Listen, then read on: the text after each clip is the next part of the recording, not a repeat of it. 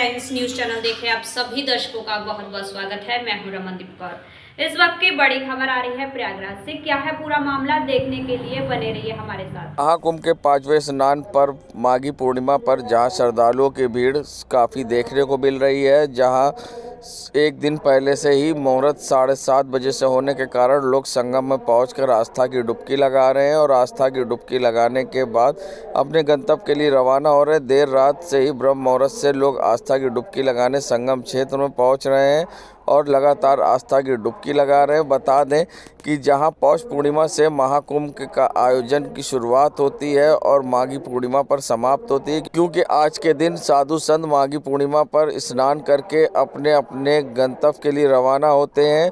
तो साथ ही जहां जो कल्पवास कर रहे लोग होते हैं वे भी अपने घर की ओर रवाना होते हैं और साथ ही संकल्प लेते हैं कि अगले साल वे फिर कल्पवास करेंगे और इसी संकल्प के साथ वे अपने घर की ओर रवाना होते हैं। मगर आस्था की डुबकी लगाने के लिए बड़े बूढ़े बच्चों का हुजूम दिखाई दिया। सर पर गठरी रखे लोग संगम की ओर जाते दिखाई दिए और लोगों में काफ़ी उत्साह था। कड़ी सुरक्षा के बीच में लोग आस्था की डुबकी लगा रहे थे, जहां एटीएस, एनएसजी, आईटीबीपी, सीआईएसएफ और आरपीएफ जैसे जवान यहां पर तैनात हैं और कई एजेंसियां जैसे कि अंडर वाटर ड्रोन पीएसी के द्वारा और सीसीटीवी एआई कैमरे का प्रयोग किया जा रहा है। ड्रोन और एंटी ड्रोन का भी प्रयोग किया जा रहा है और जहां राजेश द्विवेदी मेला एसएसपी लगातार भ्रमणशील होकर पूरे क्षेत्र में यहाँ व्यवस्था बनाए हुए हैं। तो मुख्यमंत्री खुद लखनऊ से डीजीपी के संग सुबह से ही बैठकर इस पूरे कार्यक्रम के आयोजन पर नज़र बनाए हुए हैं और कड़ी सुरक्षा के बीच में लोग आस्था की डुबकी लगाने पहुँच रहे हैं और हर कोई सीएम योगी और पीएम मोदी के जयकारे लगा रहा है। ऐसी व्यवस्था उन्होंने कहा पहले कभी नहीं देखी और 144 साल बाद का ये कुंभ है तो शायद आगे देखने को नहीं मिलेगा। फिलहाल लोगों से लोग अपील करते दिखाई दिए कि प्रयागराज आएं और आस्था की डुबकी लगाएं और यहाँ महाकुंभ के साक्षी बने। और क्या कुछ कहना था यहाँ आए हुए लोगों का और मेला एसएसपी राजेश द्विवेदी का, आइए दिखाते हैं आपको।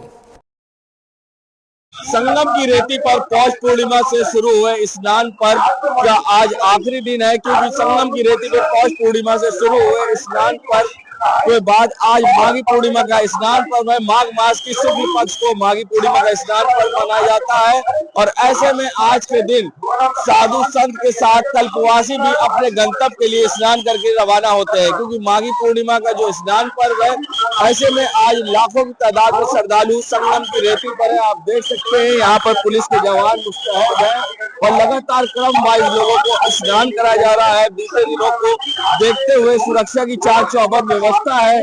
लगातार विजिल बजाकर पुलिस के जवान यहाँ पर श्रद्धालुओं को लगातार स्नान करके घाट छोड़ने के लिए कह रहे हैं और लगातार आस्था की डुबकी लगाने के लिए आतुर जो श्रद्धालु हैं। आप देख सकते हैं संगम तट पर किस तरह से आस्था का जन सैलाब उमड़ा है और लोग आज आस्था की डुबकी लगा रहे हैं और आस्था की डुबकी लगाकर अपने गंतव्य के लिए रवाना हो रहे हैं और लोगों में उत्साह है। हम फिलहाल लोगों से बात करेंगे। ये बताइए, आज माघ पूर्णिमा है, आज आप लोग ने आस्था की डुबकी लगाई, कैसा लग रहा, क्या कहिएगा? देखिए, साथ ही लोग यहाँ पर आस्था की डुबकी लगा रहे, बात कर लेते हैं। ये बताइए, माघ पूर्णिमा पे आज आस्था की डुबकी लगाई, आखिरी दिन है, कल्पवासी भी आज लौटेंगे, कैसा लग रहा है, क्या कहिए? बहुत अच्छा लग रहा है, बहुत अच्छा लग रहा है। यहाँ डुबकी लगाना बोले तो आस्था का सैलाब, इतना सारा पब्लिक आप देख रहे हो, बहुत मजा आ रहा है। आज लाखों पब्लिक यहाँ पर है, आप लोग ने आस्था की डुबकी लगाई है, तो किस तरह से व्यवस्था दिख रही है? बहुत अच्छी व्यवस्था की गई है, बहुत अच्छी व्यवस्था की। इतनी पब्लिक को हैंडल करना आसान नहीं होता, बहुत अच्छी व्यवस्था की है। सरकार के लिए हम शुभकामनाएं, इतनी सारी व्यवस्था की है। और लोगों से बात कर लेते हैं। बताइए, आप लोग ने आस्था की डुबकी लगाई, जिस तरह से जन सैलाब उमड़ा है, क्या कहिएगा, क्योंकि महाकुंभ 2025 के साक्षी बने? नहीं, बहुत बढ़िया आयोजन है, कोई तकलीफ नहीं है और सबको आना चाहिए एक बार। कहाँ से आए हैं? बॉम्बे से। बॉम्बे से आए हैं। फिलहाल और आप भी कहाँ से आए हैं? मुंबई से आया हुआ। कैसा लग रहा है यूपी आके? बहुत बहुत अच्छा लग रहा है। ऐसा वैसे ये अच्छी तो हवाई जहाज में नहीं आएगा। बहुत मजा आ गया यहाँ पर आके। 44 साल बाद के ये कुंभ के साक्षी बने हैं और यहाँ पर आस्था की डुबकी लगा चुके लोगों का कहना है कि सबको यहाँ पर एक बार आना चाहिए और आस्था की डुबकी लगाना चाहिए। और महाकुंभ में हम आपको दिखा रहे हैं लगातार श्रद्धालुओं का आना जारी है और लोग विधि विधान से पूजा कर रहे हैं। माघ मास की शुक्ल पक्ष को यहाँ पर स्नान पर्व मनाया जा रहा है और माघी पूर्णिमा का स्नान में लोग आस्था की डुबकी लगाएंगे और आज से ही अपने गंतव्य के लिए अगले बार का संकल्प लेकर कल्पवासी रवाना हो जाएंगे। और ये जो सारी व्यवस्थाएं आप देख रहे हैं, जहाँ चाक चौबंद व्यवस्थाएं हैं, लाखों की तादाद में श्रद्धालु यहाँ मौजूद हैं आस्था की डुबकी लगाने के लिए और पुण्य प्राप्त करने के लिए। और साथ ही सुरक्षा की बात करी जाए तो यहाँ पर एनएसजी, एटीएस, आरईएफ, सीआईएसएफ के जवान भी तैनात है श्रद्धालुओं की सुरक्षा में और लगातार उन्हें बता रहे हैं कि किस तरह से उन्हें आस्था की डुबकी लगानी है और आस्था की डुबकी लगाकर संगम तट को खाली करना है और खाली करने के साथ ही वे अपने गंतव्य के लिए रवाना हो और उन्हें लगातार जागरूक और प्रेरित किया जा रहा है। माघ मास के शुक्ल पक्ष को जहां आज माघी पूर्णिमा का स्नान पर्व मनाया जा रहा है और ऐसे में लाखों श्रद्धालु आस्था की डुबकी लगा रहे हैं। हमारे साथ महाकुंभ एसएसपी राजेश द्विवेदी जी। सर, इस बार किस तरह से माघी पूर्णिमा पर सुरक्षा के इंतजाम किए गए? लाखों श्रद्धालु आ रहे हैं और कितने श्रद्धालु अनुमानित अब तक आस्था की डुबकी लगा चुके हैं? ये जो हमारे प्रमुख स्नान पर्व है उसमें जो है स्कीम है वही हमने इसमें लगाया हुआ है। जोनल स्कीम लागू है, जो जहाँ से आएगा वहीं से नहा करके जाएगा। और जैसा आप देख रहे हैं तो सुचारू रूप से स्नान चल रहा है। हमारे सभी घाटों पर स्नान हो रहा है। अब तक जैसा अंदाज है लगभग 50 से 60 लाख लोग आ चुके हैं और ये संख्या बढ़ने की संभावना है। किस तरह से सुरक्षा के दृष्टि कौन कौन सी एजेंसियां लगाई गई? जैसे कि पहले भी एटीएस, एनएसजी बाकी आए थे, तो इस बार क्या खास है? सभी एजेंसी जो हमारे साथ लगी थी अभी भी है, जो हमारे पुलिस के साथ साथ पैरामिलिट्री फोर्सेज है, पीएससी है, एसटीएफ है, एटीएस है, एनएसजी है, सभी संस्थाएं लगी हुई। इस बार खास देखा गया महाकुंभ में अंडर वाटर ड्रोन से भी निगरानी की जा रही थी और क्या कुछ डिजिटल कुंभ पर जोर था और न सिर्फ अंडर वाटर ड्रोन बल्कि जो है सीसीटीवी कैमरा कवरेज है, हमारा टीजर ड्रोन्स है, एंटी ड्रोन सिस्टम है, सभी प्रकार के डिजिटल सिस्टम्स हमने यूज किए हैं। तो देखिए, इस बार खास व्यवस्थाएं हैं और जहां महाकुंभ एसएसपी राजेश द्विवेदी जी जिन्होंने बताया कि लाखों श्रद्धालु आ रहे हैं और आस्था की डुबकी लगा रहे हैं और जो भी हमारे प्रमुख स्नान पर्वों की व्यवस्था है वो हम इस बार लगाए हुए हैं। तो सभी जोनल स्कीम लागू है, जो जहाँ से श्रद्धालु आ रहे हैं वहीं से स्नान करके उसी तरह चले जाएंगे। साथ ही हमारे जो 3 प्रमुख जोन है, परेड है, रूसी है, अरेल है, सभी पर स्नान चल रहा है। सभी श्रद्धालु पूर्ण रूप से सुचारू रूप से स्नान कर रहे हैं। जर्नलिस्ट सामू कुशवाहा के संग सैयद मोहम्मद आमिर, प्रयागराज। नगरी प्रयागराज महाकुंभ में जहां सेक्टर नंबर 8 में जीआर स्वामी महाराज के शिविर में जहां 15,000 से ज़्यादा शंखनाद की ध्वनि एक साथ गूंज उठी। बता दें, सबसे बड़ा महाकुंभ का शिविर जो 70 बीघे में बना है, जहां 500 से ज़्यादा टीन के कैम्प और कपड़े के 500 से ज़्यादा कैम्प हैं। एक नगर की तरह ये पूरा शिविर है। और बता दें, यहाँ पर जहां ध्वनि के साथ गूंज उठी शंखनाद, तो अंतर्राष्ट्रीय धर्म सम्मेलन का, जिसमें भास्कर श्री रामानुज स्वामी जी की शताब्दी जयंती मनाई गई। श्री स्वामी जी यार स्वामी के संध्या में भारत के सभी राज्यों से काफ़ी संख्या में संत महात्मा पीठाधीश्वर जुटे हुए थे। दक्षिण भारत से आए संत संबोधित करते हुए कहा कि रामानुज स्वामी हजारों वर्ष पहले दक्षिण भारत में किए थे, वही कार्य जीआर स्वामी महाराज उत्तर भारत में कर रहे हैं। जीआर स्वामी महाराज सनातन धर्म के प्रचार प्रसार के लिए मजबूती से कार्य कर रहे हैं। हम सब का सौभाग्य है कि ऐसे के सानिध्य में हम सब एक मंच पर उनका आशीर्वाद पा रहे हैं। वहीं जीआर स्वामी इस कार्यक्रम में मुख्य वक्ता थे और साथ ही उन्होंने मानव जीवन पर रोशनी डाली कि जिस तरह से गुरु बिना ज्ञान नहीं मिलता, वैसे ही संत के बिना धर्म और सनातन का ज्ञान प्राप्त पाना असंभव है। और क्या कुछ कहना था उनके प्रवक्ता अखिलेश जी का, आइए दिखाते हैं आपको। महाकुंभ में जहां सनातन धर्म को लेकर लगातार साधु संतों द्वारा सम्मेलन किया जा रहा है, चाहे वो धर्म सम्मेलन हो या धर्म संसद। फिलहाल आज जीआर स्वामी बक्सर से जो है उनके यहाँ शिविर में आज संत सम्मेलन हो रहा है और ये संत सम्मेलन मानव कल्याण को लेकर हम आपको दिखाएंगे।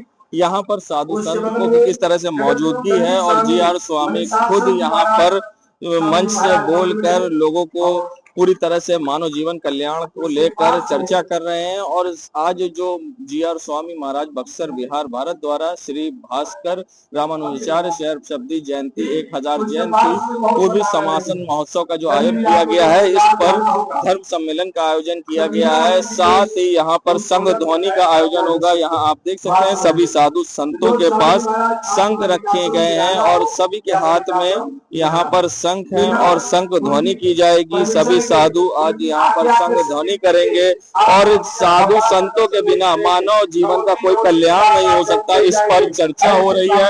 और ऐसे में श्रद्धालुओं से ये पूरा काम खचाखच भरा हुआ है और जी.आर. स्वामी आज मार्गदर्शन कर रहे हैं। और फिलहाल हम बात करेंगे कि किस तरह से ये संत सम्मेलन हो रहा है और जो जी.आर. स्वामी के प्रवक्ता हैं अखिलेश जी, हम उनसे बात करेंगे, इस पर चर्चा करेंगे। ये बताइए आज जी.आर. स्वामी जी के द्वारा यहाँ पर शिविर में जो आयोजन हो रहा है, किस तरह का आयोजन है, किस तरह का कार्यक्रम है, मानव जीवन कल्याण पर किस तरह से चर्चा हो रही है? आज स्वामी जी द्वारा जर्मनी से चलकर आए शताब्दी समारोह मनाया जा रहा है और इसमें 12,500 शंख ध्वनि गूंजेगी और उससे शुरुआत होने के बाद अंतर्राष्ट्रीय धर्म सम्मेलन है, जिसके माध्यम से स्वामी जी बताना चाहते हैं कि मानव जीवन के समस्याओं का समाधान किस तरह से होगा और मानव जीवन में संतों की क्या भूमिका है, क्योंकि संत के बिना मानव जीवन दुर्लभ है।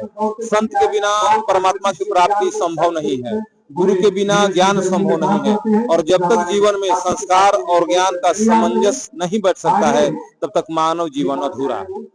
तो जिस तरह से आज यहाँ पर श्रद्धालु हैं, उनको स्वामी जी के द्वारा जिस तरह से मार्गदर्शन किया जा रहा है, ज्ञान की सही राह दिखाई जा रही है, धर्म का सही राह दिखाया जा रहा है, सनातन धर्म को किस तरह से बढ़ावा मिलेगा? स्वामी जी के अनुसार जीवन में मर्यादा का महत्व देते हैं। जीवन में बोलते हैं कि कितनी भी परेशानियां आए, जीवन में विचलित नहीं होना चाहिए, ईश्वर का शरण नहीं छोड़ना चाहिए। कारण कि मर्यादा पुरुषोत्तम मर्यादा तभी बने जब वन वन में कण कण में जंगल भटकते रहे, तब मर्यादा पुरुषोत्तम श्री रामचंद्र बने। इसलिए मनुष्य को जीवन में तमाम परेशानियों के बावजूद ईश्वर का शरण नहीं छोड़ना चाहिए। तो देखिए जी.आर. स्वामी के द्वारा जिस तरह से यहाँ पर सम्मेलन कराया जा रहा है, इनका शिविर करीब 70 बीघे में है और एक नगर की तरह है और जिस तरह से यहाँ पर व्यवस्थाएं हैं, लोगों की भीड़ है, साधु संत हैं, यहाँ तक कि विदेशी नागरिक भी इस सम्मेलन में शामिल हुए हैं और सनातन धर्म को जानने पर चर्चा हो रही है, उस पर प्रकाश डाला जा रहा है कि सनातन धर्म क्या है, उसको यहाँ के साथ साथ विदेशी नागरिक भी समझे और अब लोगों में अलग उत्साह है। और जी.आर. स्वामी के द्वारा यहाँ लोगों को सनातन धर्म के बारे में बताया जा रहा है, मानव जीवन कल्याण के बारे में बताया जा रहा है और इस पर चर्चा हो रही है। अंतरराष्ट्रीय सम्मेलन में हर कोई यहाँ पर आकर उसका साक्षी बन रहा है। कुंज जनपद से ब्रिटिश सामू कुशवाहा के संग सैयद मोहम्मद आमिर प्रयागराज। माघी पूर्णिमा पर जहां उत्तर रेलवे के स्टेशन के वॉर रूम पर डीएम खुद नज़र बनाए हुए हैं और साथ ही प्रयाग स्टेशन, फाफा मऊ और अन्य स्टेशन पर उनकी नज़र है, रामबाग जैसे, तो साथ ही अयोध्या और बनारस के स्टेशन पर भी यहाँ से नज़र बनाई रखी जा रही है और यहाँ व्यवस्थित तरीके से पूरे श्रद्धालुओं को उनके गंतव्य पहुँचाने में जहाँ डीआरएम उत्तर रेलवे लगे हुए हैं एसएम शर्मा। बता दें जहाँ देखा गया था प्रयागराज जंक्शन पर अव्यवस्था थी और लोग सड़कों पर सोने को मजबूर थे और लोगों को काफ़ी डाइवर्ट करके उन्हें खुसरू बाग भेजा गया, जिससे लोगों को काफ़ी परेशानी का सामना करना पड़ा। जिस तरह से उत्तर मध्य रेलवे का दावा था वो पूरा नहीं हुआ और लोगों को काफ़ी परेशानी हुई, मगर उत्तर रेलवे के द्वारा यहाँ पर सुगमता से उनके परिवार जो श्रद्धालु हैं उनको उनके गंतव्य तक भेजा जा रहा है और स्टेशन पे भी क्राउड मैनेजमेंट देखा गया तो व्यवस्थित थी। और ऐसे में बात करते हुए क्या कुछ कहना था लखनऊ डीआरएम मंडल एसएम शर्मा का, आइए दिखाते हैं आपको।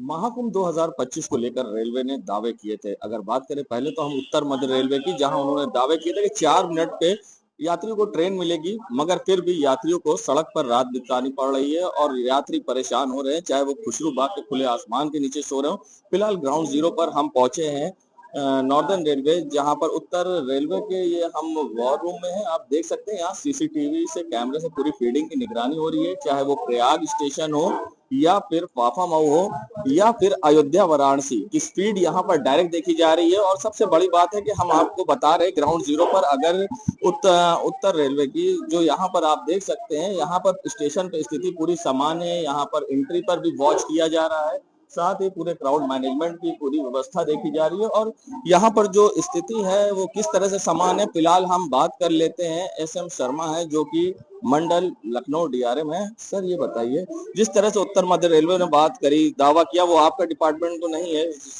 चेंज जोन, मगर आपके जो डिपार्टमेंट में यहाँ पर पूरी तरह से व्यवस्थित दिख रही व्यवस्था, किस तरह से ये भी कहा जा रहा है कि कुछ ट्रेन अराइवल रोका गया, क्या ये सब बातें हो रही? नहीं, देखिए, पहली बात तो ये, हम तीनों रेलवे मिलके ये कर रहे हैं रेगुलर मॉनिटरिंग। एक कंट्रोल हमने प्रयागराज में भी सेटअप किया है, तो तीनों का मिलके कैसे जो श्रद्धालु हैं उनको एक अच्छा एक्सपीरियंस दिया जाए। तो northern, north central, north eastern तीनों मिलके बहुत अच्छा काम कर रहे हैं। यहाँ पे आप देख रहे हैं कि एटलीस्ट उत्तर रेलवे का मैं बता सकता हूँ, हमारी कोई ट्रेन कैंसिल नहीं है। हमारी करीब 20 रेगुलर ट्रेनें हैं। कल जैसे भीड़ थी, हमने करीब 22 स्पेशल ट्रेनें चलाई। इसके अलावा कोई 20 गाड़ियां हैं जो पासिंग थ्रू वाली हैं। तो ये सारी गाड़ियां जो है पब्लिक को मिलती हैं और उसमें आराम से लोग भर भर के गए हैं। तो काफी भीड़ थी और मुझे अनुमान है कि कल ही हमने करीब 1.5 लाख से ज्यादा लोग, श्रद्धालुओं को भेजा है। इसके अलावा इनकमिंग में भी हमारी काफी लॉन्ग डिस्टेंस स्पेशल हैं। अभी कल पंजाब से ही आई थी, आज भी हमारी जो है दिल्ली से स्पेशल आई हुई है, वो हम फाफामऊ पे टर्मिनेट कर रहे हैं। तो हमारे मेजर ये 2 स्टेशन हैं, फाफामऊ और प्रयाग जंक्शन, जिनका हम पूरा सदुपयोग कर रहे हैं। और इसके लिए हमने महाकुंभ से पहले ही इंफ्रास्ट्रक्चर बना लिया था। हर जगह आप देखेंगे डेस्टिनेशन वाइज हमने वहाँ पे यात्रियों का आश्रय बना दिया है, चाहे अयोध्या हो, लखनऊ हो, बनारस, जौनपुर हो, और हम उस हिसाब से एक एक करके स्पेशल ट्रेन चलाते रहते हैं। 1 और 4 नंबर प्लेटफॉर्म हम रेगुलरली यूज कर रहे हैं। तो एक बार दोनों जगह, अभी जैसे आप देखेंगे हमारा अयोध्या एकदम खाली है, जौनपुर हमने खाली किया कि जैसे जैसे पैसेंजर आ रहा है गाड़ी में बैठ रहा है, तो उस हिसाब पे हम आ गए हैं। तो हमारा ये मोटो यही है कि हम भीड़ को बढ़ने नहीं देंगे। और इसके लिए हमने क्या किया है कि हम एक तो जो ICCC है स्टेट का, उससे हमें फीड मिल रही है आखिरी वालों में। तो हमें पता है कि संगम पे कितनी भीड़ है, लल्ला चुंगी से कितनी आ रही है, बालसन से कितनी आ रही है, इधर IRT से कोई भीड़ तो नहीं आ रही है। तो हम लोग उसको बात काटूंगा यहाँ पर। अयोध्या और चित्रकूट एक महान स्टेशन इसके हम कहा जाए तो, क्योंकि तीर्थराज प्रयागराज सीधा लोग अयोध्या जाना चाह रहे हैं। प्रेशर जब से ज्यादा, ठीक है, आपके स्टेशन पर है उत्तर रेलवे पे, मगर जिस तरह से व्यवस्था अदर जोन के स्टेशन की बात करी जाए, वहां पर किस तरह से आप क्राउड मैनेजमेंट कर रहे हैं कि उस जोन को भी पता चले कि इस तरह से व्यवस्थित हो सके? तो मैं आपको दिखाऊं, यहाँ पे आप देख रहे हैं एक वाराणसी और अयोध्या का भी हमारे पास टीवी लगा हुआ है। अयोध्या भी लखनऊ मंडल में ही आता है। अयोध्या धाम, अयोध्या कैंट, दर्शन नगर, सलारपुर, ये 4 स्टेशन है हमारे। ऐसे ही जो वाराणसी कैंट है वो हमारे पास है। तो ये सारे स्टेशन की भी मॉनिटरिंग हम लोग कर रहे हैं। तो यहाँ से करीब 60% गाड़ियां अयोध्या ही जा रही हैं। वहां पे हमारे एक उच्च अधिकारी ADRM और सारे ब्रांच अधिकारी लगे हुए हैं, वो मॉनिटरिंग कर रहे हैं। यहाँ से हम उनको खबर देते हैं कितनी गाड़ियां, कितने लोग गए हैं, वैसे ही वो हमें खबर दे रहे हैं। तो पूरा कनेक्टेड है और सारी इंफॉर्मेशन जो हमारा टावर कंट्रोल है प्रयागराज में, उनको हम दे रहे हैं। तो सारे तीनों जोन मिलके बहुत अच्छा काम कर रहे हैं। आखिरी सवाल, जो माघी पूर्णिमा का स्नान पर्व होगा, उस पर कितनी खास ट्रेनें आपके द्वारा चलाई जाएंगी कि समस्या ना उत्पन्न? देखिए, ट्रेन्स का ऐसा कोई अनुमान नहीं है, बेस्ड ऑन रिक्वायरमेंट है। जैसे मैं आपको बताऊं, जैसे मौनी अमावस्या लास्ट कुंभ में 18 चलाई गई थी, इस बार हमने 22 प्लान की थी, 40% हायर, हमने 35 चलाई। तो हमारा जो लेवल है इस स्नान के लिए भी हम 35-37 जितना है हम चला देंगे। जैसी भीड़ आएगी हम उसको भेजेंगे, वो हमारा कर्तव्य हम पूरा निभाएंगे। तो हमारे साथ उत्तर रेलवे के DRM थे SM शर्मा, जिन्होंने बताया कि जिस तरह से व्यवस्था होगी उस तरह से हम ट्रेन चलाएंगे, जिस तरह से क्राउड होगा उस तरह से चलाएंगे। मगर जिस तरह से उत्तर मध्य रेलवे ने दावा किया था, वो दावे खोखले नजर आ रहे हैं। और उत्तर मध्य रेलवे के बाहर जो लोगों की भीड़ है उससे यात्रियों को काफी समस्या हो रही है। मगर जो उत्तर रेलवे है वो अपनी जिम्मेदारी बाखूबी संभाल रहे हैं और साथ ही DRM खुद वॉच टावर पर बैठ कर निगरानी कर रहे हैं और साथ ही यात्रियों की सुविधा का ख्याल रख रहे हैं। कुंभ जनपद से वीडियो जर्नलिस्ट सामू कुशवाहा के संग सैयद मोहम्मद आमिर, प्रयागराज। सनातन धर्म के आध्यात्मिक इतिहास में एक नया अध्याय जोड़ते हुए महाशिव पुराण के प्रथम हिंदी पद रूपांतरण शिवायन का भव्य विमोचन प्रयागराज महाकुंभ स्थित श्री सर्वेश्वर निम्बर्क सेवाधाम नगर में संपन्न हुआ। इस ऐतिहासिक ग्रंथ को परम पूज्य संत श्री कृष्ण मुरारी साय सक्सेना ने अपनी 40 वर्षों की कठोर तपस्या से रचा था। इस महाग्रंथ में 11 खंड, 411 अध्याय और 4011 दोहे संकलित हैं, जो शिव महिमा का दिव्य गान करते हैं। गीता प्रेस गोरखपुर द्वारा विद्वान मार्गदर्शन में संपादित इस ग्रंथ का प्रकाशन ज्ञान देवी प्रकाशन भोपाल द्वारा किया गया है। वहीं शिवायन मोचन समारोह में देश विदेश से आए विद्वानों, संत, धर्माचार्य एवं श्रद्धालुओं ने भाग लिया। मुख्य अतिथि आचार्य महामंडलेश्वर श्री महंत स्वामी श्री पद्मनाभ शरण देवाचार्य, परम माध्यक्ष श्री निम्बरकाचार्य परिषद ने इस महाग्रंथ को सनातन संस्कृति के अमूल्य धरोहर बताते हुए कहा कि शिवायन केवल एक ग्रंथ नहीं बल्कि शिव तत्व की आध्यात्मिक अनुभूति का महासागर है।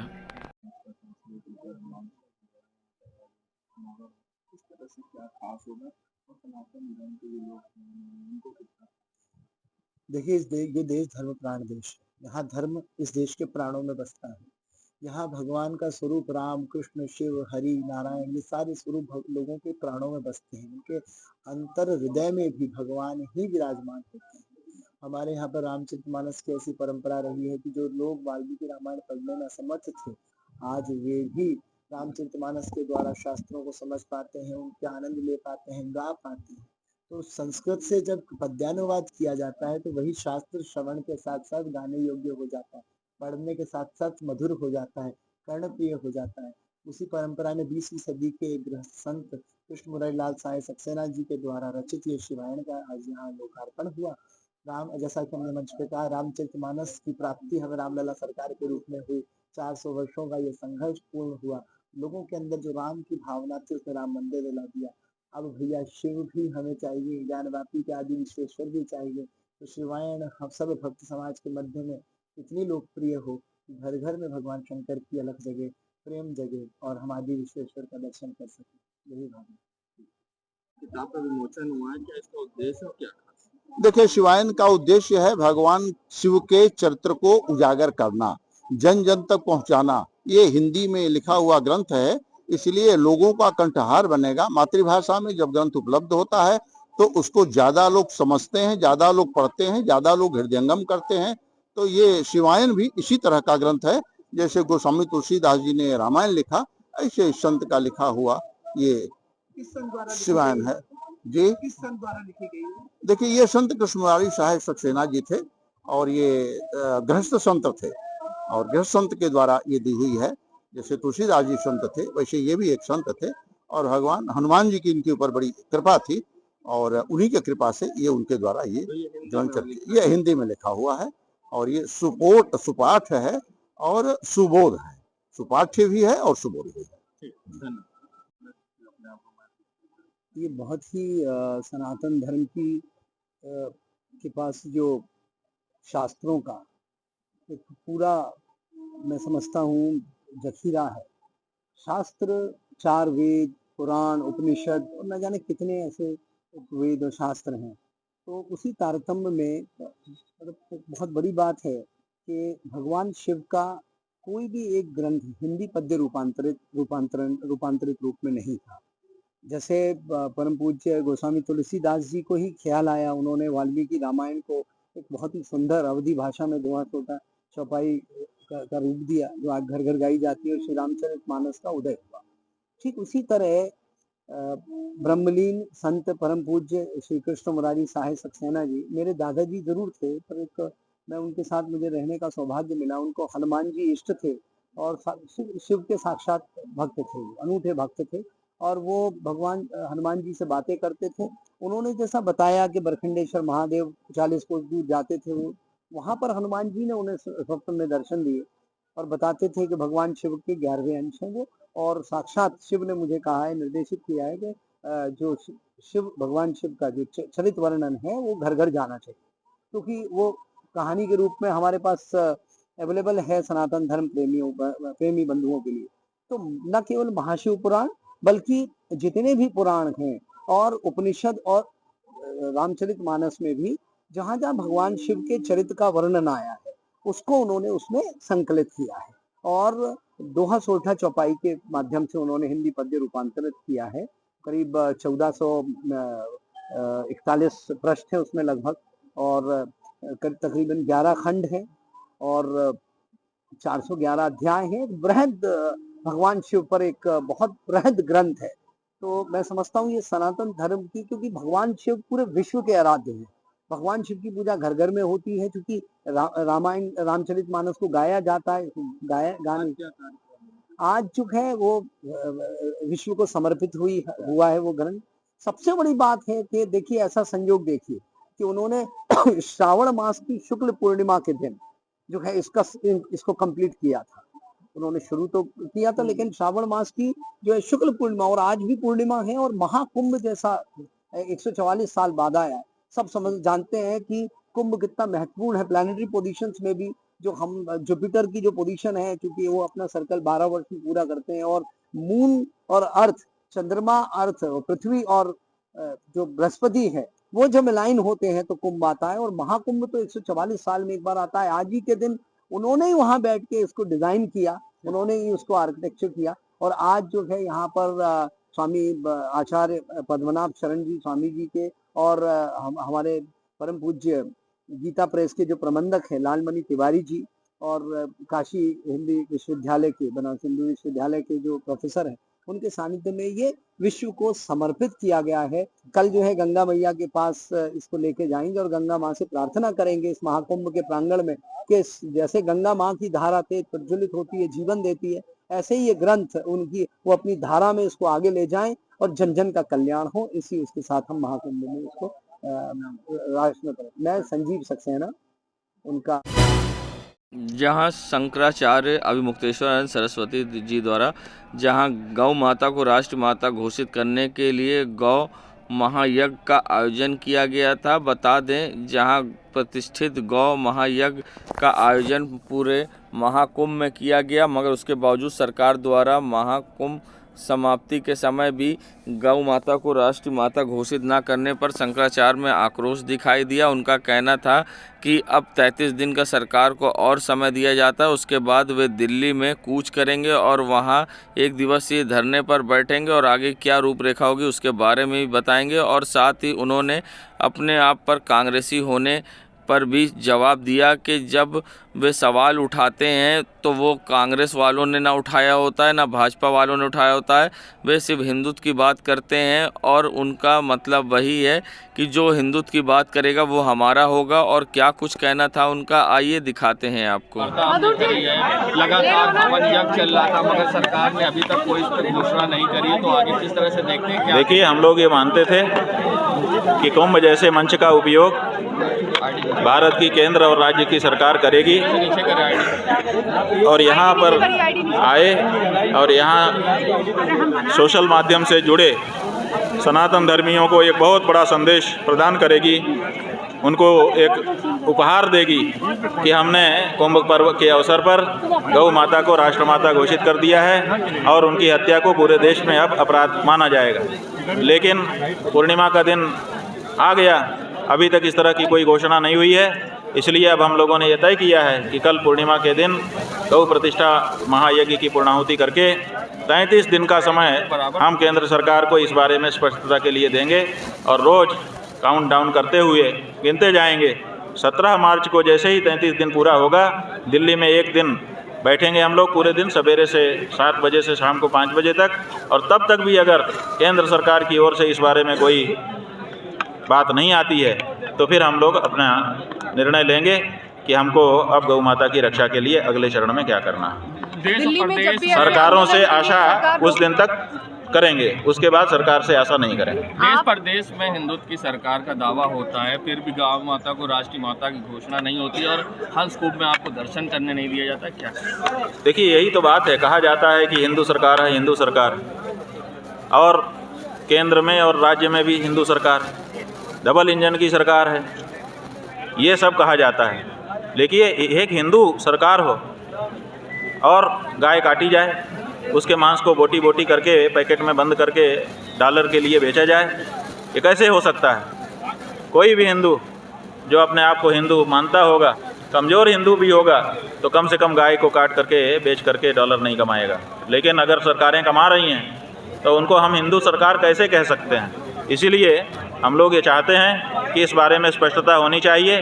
बहुत बड़ी एक भ्रम की स्थिति देश में निर्मित हो रही है। वो ये है कि अभी तक ये था कि हिंदू जो है ना तो गौ मांस खाता है ना तो गाय माता की हत्या करता है, लेकिन ये जो सरकारें हैं जो अपने आप को हिंदू कहना चाहती हैं, उनके समय में जब गौ हत्या को बढ़ावा मिलता है तो ये होता है कि इसका मतलब हिंदू भी गौ हत्यारा हो सकता है। तो ये हिंदू कभी गौ हत्यारा नहीं होता है। ये जो धारणा बन रही है इसको तोड़ देना, साफ कर देना बहुत ज़रूरी है। और इसीलिए हम लोगों ने 33 दिन का समय कल के दिन से गिन करके दिया है केंद्र सरकार को।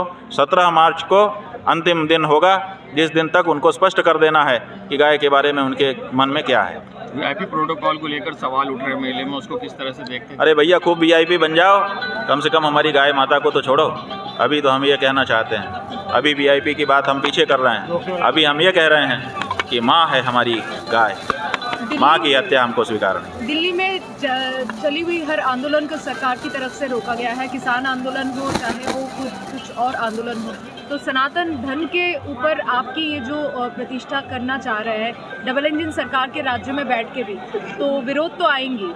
ठीक है ना, विरोध आएगा तो समर्थन भी आएगा। केंद्र सरकार और राज्य सरकार अगर गौ प्रतिष्ठा आंदोलन का विरोध करेगी, गौ माता के लिए जो लोग संघर्ष कर रहे हैं उनके ऊपर अत्याचार करेगी, तो हिंदू जनता समर्थन नहीं करेगी। हिंदू जनता, वो जनता जिसके वोट से आप सरकार में बैठे हो, जब वो आपके विरुद्ध खड़ी हो जाएगी तब आपका क्या होगा, इसका भी तो विचार करो।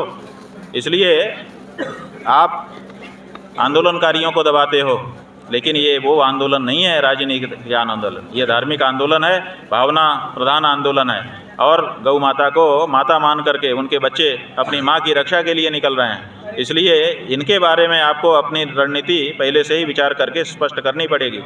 आप जैसे दूसरे आंदोलनों के साथ करते हैं वैसा ही अगर इस आंदोलन के साथ करेंगे तो उसका परिणाम विपरीत भी हो सकता है। अयोध्या में बुलडोजर चलाया गया था, बहुत सारे दुकानों को तोड़वाया गया था, उसके बाद अयोध्या में हार हुई सरकार की। क्या आपको लगता है कि उनके कर्मों का ये फल मिला था? देखिए, किसको क्या फल मिला ये तो तय है ना कि जो कर्म आप करोगे उसका फल आपको मिलता है।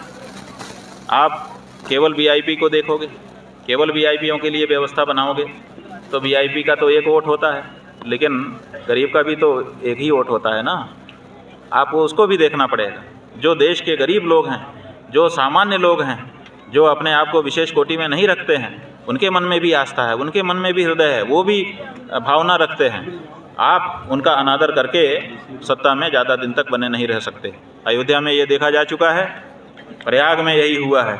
वीआईपी लोगों के लिए आम लोगों को कुचला गया है और इसका परिणाम निकल करके आता है।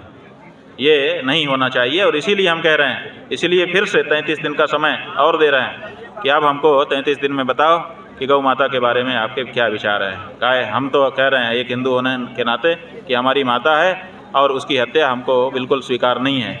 लेकिन अगर तुम भी हमारे ही जैसे हो तो तुम भी खड़े होकर के ये कहो, और अगर तुम नहीं कह पाते हो तो हम जान लेंगे कि तुम केवल ऊपर ऊपर दिखावे के हिंदू हो, हृदय तुम्हारा हिंदू का नहीं। क्या इसका निर्णय जब अजमेर शरीफ में प्रधानमंत्री ने चादर भेजा था आपको तभी पता नहीं चल गया था? नहीं, अजमेर शरीफ में चादर एक अलग विषय है।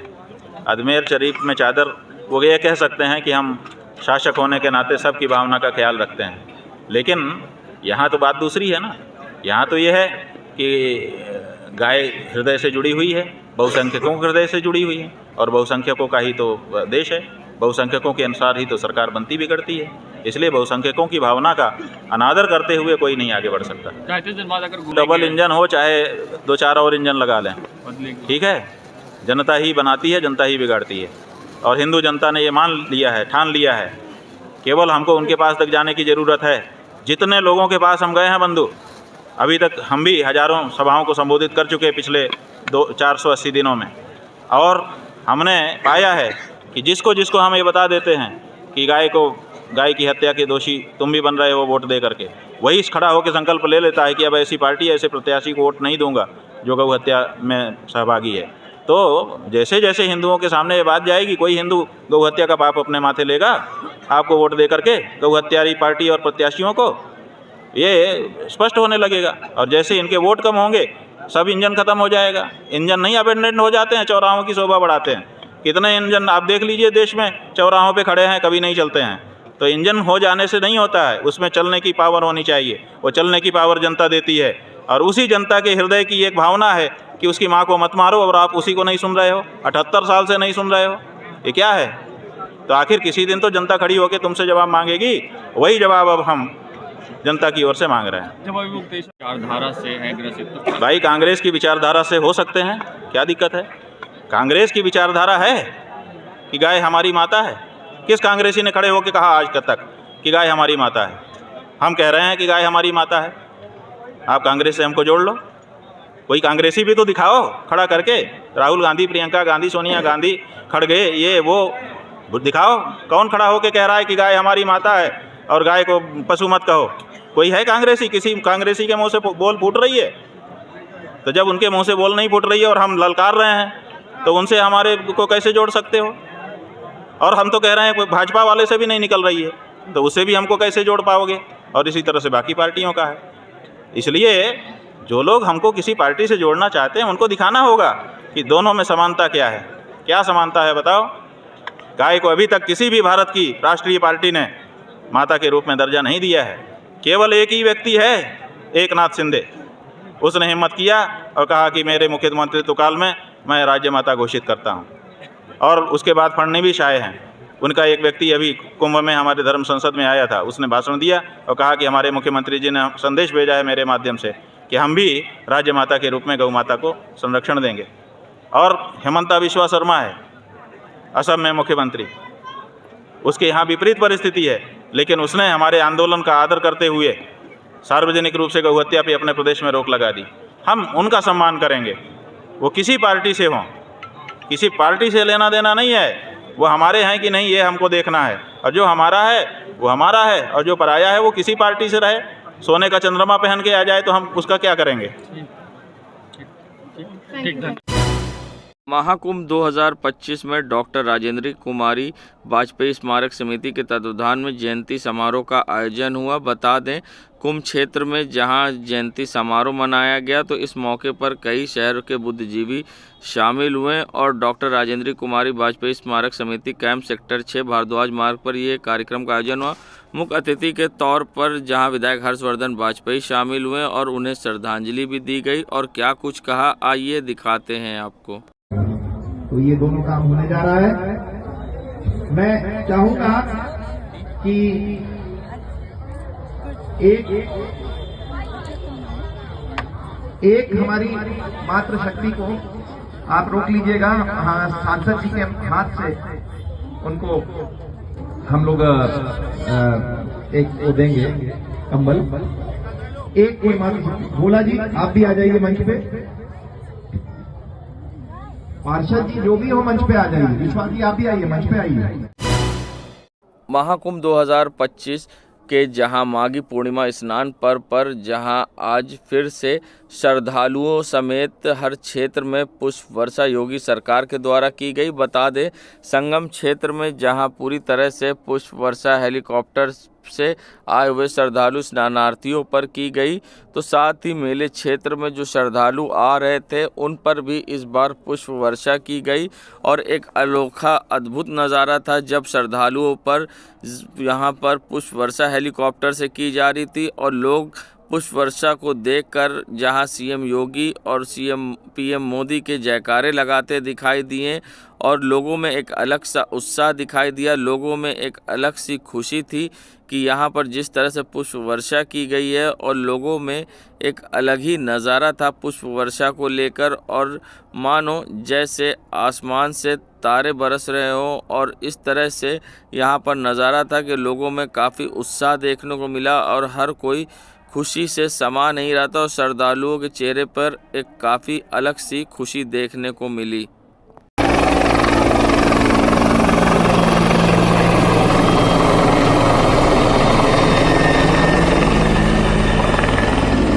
देश दुनिया की खबरों के लिए world media times news channel को सब्सक्राइब करें।